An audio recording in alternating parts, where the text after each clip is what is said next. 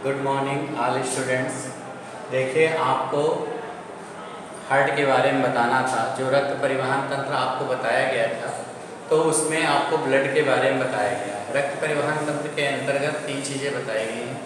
एक, आपको रुधिर कणिकाएँ बताई गई, मतलब ब्लड के बारे में बताया गया है। ब्लड क्या है, ब्लड कितने भाग हैं, ब्लड कितने प्रकार के होते हैं। इसके बाद उसके ब्लड के कार्य बताए गए। अब आपको पढ़ना है ह्यूमन हार्ट्स, मनुष्य का हृदय। मनुष्य का जो हृदय होता है, यह एक बंद मुट्ठी के समान होता है, जो एक पेशी अंग है। मनुष्य का हृदय एक पेशी अंग है, जो हृदय पेशियों का बना होता है, और ये एक बंद मुट्ठी के समान होता है। इसका ऊपरी सिरा या ऊपरी भाग चौड़ा होता है, और निचला सिरा जो है पतला होता है। ठीक है। और इसमें जो है 4 बेस्म होते हैं, 2 अलिंद और 2 निलय होते हैं। ठीक है। बायां अलिंद, दायां अलिंद, बायां निलय, दायां निलय, इस प्रकार ये 4 चैम्बर में बटा होता है। हृदय में 4 बेस्म होते हैं।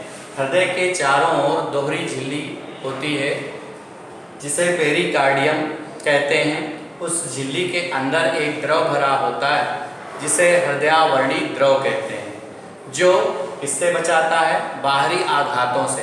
हृदय को बाहरी आघातों से बचाता है या सुरक्षा करता है। उस द्रव का नाम है हृदयावर्णी द्रव। तो इस प्रकार जो है हृदय की बाह्य संरचना होती है। हृदय को जब भी बनाते हैं थोड़ा सा, क्योंकि ये बच्च गुहा में मध्य में थोड़ा बाईं ओर स्थित होता है। ये एक पेशियों, हृदय पेशियों का बना हुआ पेशी अंग होता है। इस प्रकार बनाते हैं इसकी संरचना।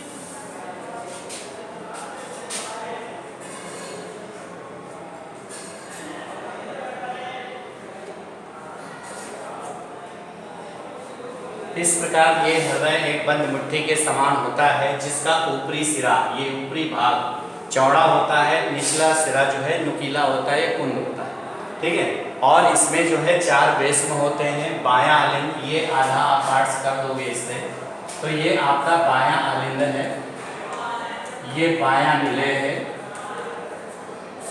बायां निलय। फिर इसके बाद ये दायां निलय है, ये दायां अलिंद है, दायां अलिंद। अब ये चीज़ आपको मालूम होना चाहिए कि इसमें जो है दाईं ओर 2 सिरे होते हैं, एक अग्र महासिरा और एक होता है पश्च महासिरा। पश्च महासिरा। फिर यहाँ पर ऊपर की ओर पल्मोनरी धमनी होती है।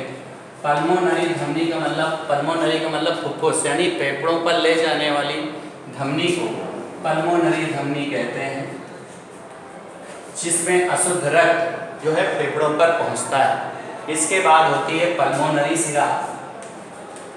फेफड़ों से आने वाली जो नलिकाएं होती हैं, उसे पल्मोनरी सिरा कहते हैं।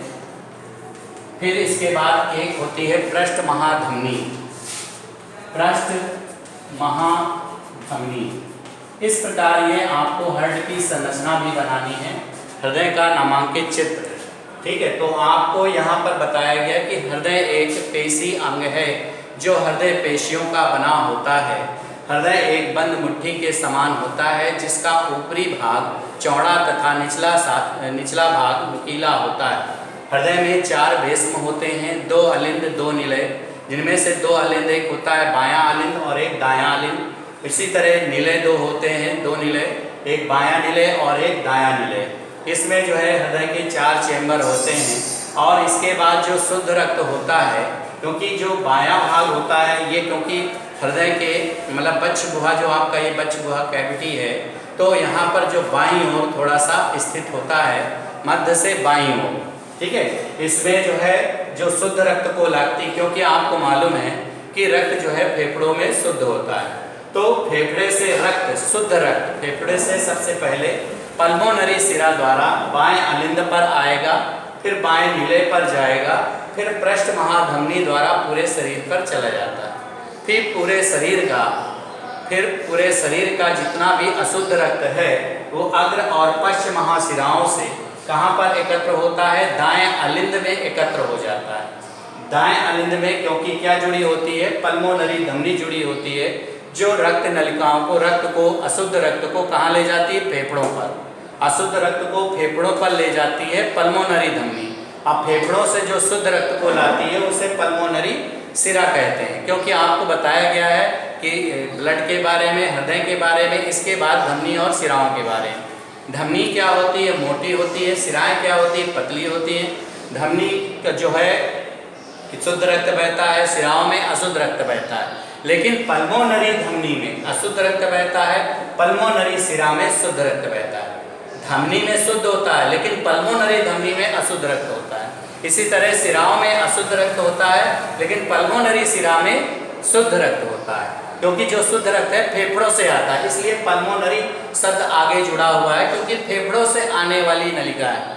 पल्मोनरी धमनी का मतलब फेफड़ों पे जाने वाली, जो फेफड़े पर अशुद्ध रक्त को ले जाती है, वो धमनी पल्मोनरी धमनी कहलाती है।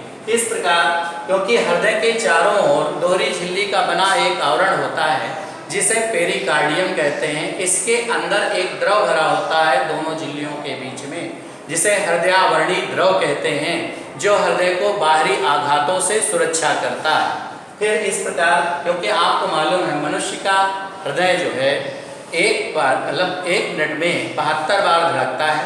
ये जो प्रकुंचन होता है और अनुशीतलन होता है, 2 स्टेजेज होती हैं, क्योंकि धमनियों में जो ब्लड होता है, जब तेज बहाव के साथ धमनियों में रक्त दबाव डाल करके रक्त को बहाती हैं, तो उसे हम ब्लड प्रेशर कहते हैं या रक्त दाब कहते हैं। ये 2 प्रकार से होता है, एक प्रकुंचन होता है, सिस्टोल बोलते हैं, और एक होता है अनुशीतलन, जिसे डायस्टोल बोलते हैं। तो इस प्रकार जो है ये हृदय की संरचना है। हृदय में देखिए एक चीज आपको और बता दें, ये तो बाह्य संरचना है, हृदय की आंतरिक संरचना भी पूछी जाती है। तो हृदय की बाह्य संरचना में तो इतना ही लिखोगे, लेकिन आंतरिक संरचना जब बनाओगे तो उसमें आपको इस प्रकार बनाना है। आंतरिक संरचना में क्या होता है कि इनमें जो है अंतरा अलिंद पट होते हैं, जो दोनों अलिंद होते हैं अंतरा निलय पट द्वारा बटे होते हैं। मतलब उसको बनाते कैसे हैं? इस प्रकार।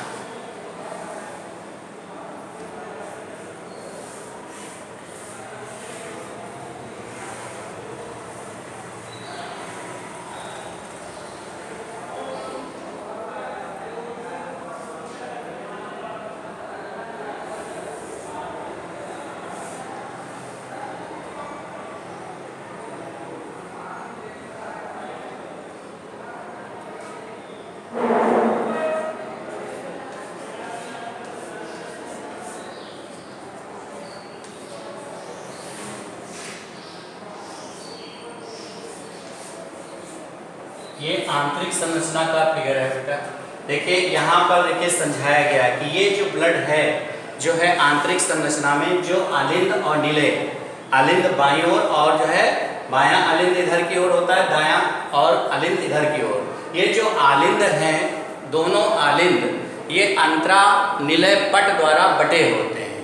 अंतरा निलय छिद्र द्वारा जो है यहाँ पर क्या होते हैं? द्विवलन कपाट पाए जाते हैं। अलिंद और निलय के बीच में एक छिद्र होता है जिससे अंतरा निलय छिद्र बोलते हैं, आलिंद निलय छिद्र। इसी तरह आलिंद निलय छिद्र जो है दाईं ओर होता है। तो बाईं ओर जो आलिंद निलय छिद्र होता है उनमें क्या पाए जाते हैं? द्विवल्ली कपाट पाए जाते हैं। बाइकैस्पिड वाल्व, द्विवल्ली कपाट। और इसमें जो है दाईं ओर जो है त्रिवल्ली कपाट पाए जाते हैं, जिसे ट्राइकैप्सिड वाल्व बोलते हैं, त्रिवल्ली कपाट। अब ये जो है जो रक्त आता है तो संकुचन के कारण रक्त आकर के आलिंद में, जब पल्मोनरी सिरा से शुद्ध रक्त सबसे पहले कहाँ पर आता है? शुद्ध रक्त को पल्मोनरी सिरा सबसे पहले हृदय के किस भाग में पहुंचाती है? बाएं आलिंद में। फिर इसके बाद अंतरा निलय छिद्र द्वारा, आलिंद निलय छिद्र द्वारा निलय पे जाता है और निलय से होकर के फिर पृष्ठ महाधमनी द्वारा पूरे शरीर पर चला जाता है। फिर इसके बाद अग्र और पश्च महाशिराएं होती हैं जो रक्त को ला करके कहाँ एकत्र करती हैं, दाएं अलिंद पर एकत्र करती हैं। और दाएं अलिंद में क्या जुड़ी होती है, पल्मोनरी धमनी, जो अशुद्ध रक्त को फेफड़ों पर ले जाती है। इस प्रकार जो रक्त परिसंचरण होता है वो बंद प्रकार का होता है। रक्त परिसंचरण तंत्र दो प्रकार का होता है, एक खुला रक्त परिसंचरण होता है और एक बंद परिसंचरण तंत्र होता है। खुला परिसंचरण तंत्र क्या होता है, देह गुहा हीमोसील में मतलब जो है रक्त, क्योंकि इनमें रक्त नलिकाएं, खुला रक्त परिसंचरण में रक्त नलिकाएं नहीं होती है, उसमें एक देह गुहा होती है जिसमें रक्त पूरे में भरा होता है और रक्त क्या होता है, रंगहीन होता है। तो जैसे काकरोच है, केकड़ा है, जितने भी आर्थ्रोपोडा संघ के जीव हैं, झींगा मछली है, तो उनमें जो है जितने भी ये आर्थ्रोपोडा संघ के जंतु है, काकरोच, टिड्डा, जितने भी आपके कीट्स, इंसेक्ट्स आते हैं, उनमें खुला परिसंचरण तंत्र होता है क्योंकि इनमें रक्त नलिकाएं नहीं होती। इनमें जो कोशिकांग हैं वो देह गुहा में तैरते रहते हैं, यानी हीमोसील में तैरते रहते हैं। इसके बाद जो बंद परिसंचरण तंत्र होता है ये कार्डेट्स या सभी स्तनधारी जंतुओं में ज़्यादातर पाया जाता है क्योंकि इनमें परिसंचरण तंत्र दोहरा प्रकार का होता है और बंद होता है। ये क्या होता है, जो खुला परिसंचरण तंत्र एकहरा होता है, मतलब वो पुनः हृदय पर नहीं आता है। इसमें क्या है कि दोहरा परिसंचरण तंत्र क्यों है, क्योंकि ये पल्मोनरी शिरा से शुद्ध रक्त को लाई, आलिंद निलय छिद्र द्वारा निलय पर पहुंची, फिर पृष्ठ महाधमनी द्वारा पूरे शरीर पे चली गई, सभी अंगों पर, फिर पूरे शरीर का अशुद्ध रक्त जो है वो किसमें आ गया, अग्र और पश्च महाशिरा द्वारा दाएं अलिंद पे एकत्र हो गया, फिर पल्मोनरी द्वारा फेफड़े पर पहुंच गया, पल्मोनरी धमनी द्वारा फेफड़े पर फिर से पहुंच गया, किस लिए, शुद्ध होने के लिए। तो अशुद्ध रक्त फेफड़ों पर कौन ले गया, पल्मोनरी धमनी, तो वो रक्त को फिर से शुद्ध करती। इस प्रकार रक्त पूरे शरीर में जाने के बाद पुनः फिर हार्ट पे आता है, मतलब फेफड़े से शुरू होता है, हार्ट पे आता है, फिर पूरे शरीर पे जाता है, फिर पूरे शरीर का रक्त हार्ट पे आता है, फिर फेफड़े पर जाता है शुद्ध होने के लिए। तो इस प्रकार ये बंद प्रकार का परिसंचरण तंत्र हो जाता है जो दोहरा रक्त परिसंचरण कहलाता है। तो इस प्रकार आपको बाह्य संरचना, आंतरिक संरचना बताई गई है। द्विवल्ली कपाट आपको बाईं ओर पाए जाते हैं, त्रिवल्ली कपाट दाईं ओर पाए जाते हैं। ये कपाट क्या होते हैं, ये रक्त को विपरीत दिशा में बहने नहीं देते हैं, ठीक है, मतलब ये सदैव जैसे रक्त है ऊपर अगर चढ़ गया तो वो ब्लड को रोकने का काम करते हैं, वो वापस नहीं आता है। तो कपाट का वाल्व का यही काम होता है कि रक्त अगर वो चढ़ गया है ऊपर शरीर की ओर तो वो नीचे फिर से नहीं जाएगा, क्योंकि धमनियों में कपाट पाए जाते हैं, सिराओं में कपाट नहीं पाए जाते हैं। तो अब बेटा आपको धमनी और सिरा में अंतर ये कैसे कार्य करता है, क्योंकि ये पंप की तरह कार्य करता है। 1 मिनट में जो है 72 बार व्यक्ति का हृदय धड़कता है और इसको एक संकुचन और एक प्रकुंचन, ये दोनों जो क्रियाएं होती है, प्रकुंचन या संकुचन और अनुशीतलन, सिस्टोल और डायस्टोल मिलकर के एक धड़कन को कितना समय लगता है, 0.8 सेकेंड लगता है, ठीक है। तो इस प्रकार हृदय के बारे में बताया गया है। शेष आपको नेक्स्ट वीडियो में आपको दिया जाएगा। थैंक यू बेटा।